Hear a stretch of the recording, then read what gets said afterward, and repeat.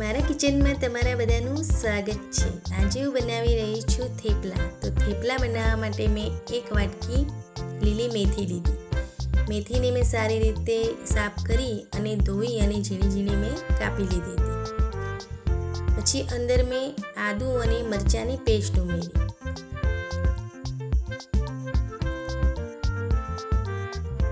પછી 1 ચમચી મેં તલ એડ કર્યા અને ચપટી અજમો લીધો એને બંને હાથેથી મેં મસળી અને અંદર એડ કર્યો। પછી ચપટી હિંગ એડ કરી।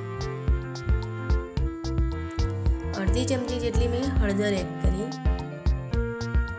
1 ચમચી મેં ધાણા જીરું એડ કર્યું। 1 નાની ચમચી મેં મરચું એડ કર્યું અને 1 ચમચી જેટલું મેં મીઠું એડ કર્યું।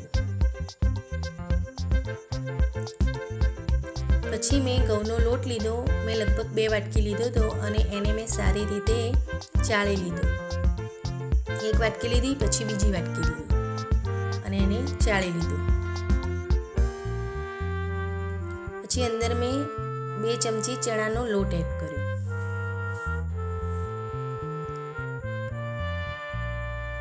પછી મેં 3 ચમચી જેટલું તેલ એડ કર્યું।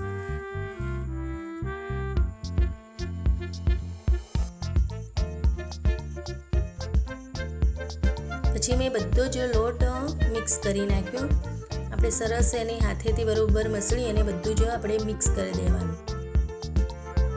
પછી મેં અંદર 3 ચમચી દહીં એડ કર્યું હતું। દહીં નાખવાથી આપણા થેપલા મસ્ત પોચા બને છે। પછી મેં સહેજ ગરમ પાણી એડ કરી અને લોટ બાંધી લીધો। સરસ આપણો લોટ બંધાઈ ગયો। પછી મેં થોડું ઉપરથી તેલ એડ કરી અને એને મસળી લીધો।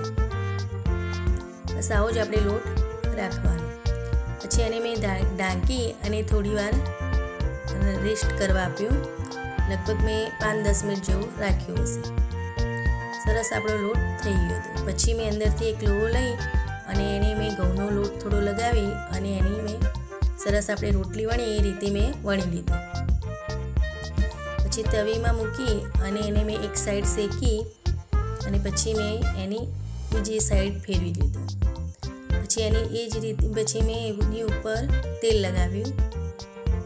તેલ લગાવી અને પછી પાછો મેં ઊંધો કરી અને પાછી એની ઉપર મેં તેલ લગાવ્યું। આપણે ગેસ થોડો માપનો ધીમો જ રાખવાનો અને ધીમા તાપે આપણે થેપલાને શેકાવા દઈશું। બસ ઊંધો હળવો કરી અને આપણે શેકાવા દેવાનો। બહુ એને આપણે દબાવવાનો નહીં ને ધીમા હાથે જ આપણે એને દબાવવાનો। બસ આ રીતે આપણે બધા જ થેપલા હવે બનાવી દઈશું।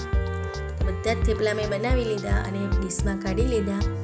આ થેપલા લસણની ચટણી જોડે દહીં જોડે બહુ સરસ લાગે છે અને બધા જ થેપલા મારા સરસ રૂ જેવા અને પોચા થેપલા બન્યા છે અને આ થેપલા ખાવામાં બહુ સરસ લાગે છે। તો બધા જ ટ્રાય કરજો। આવજો।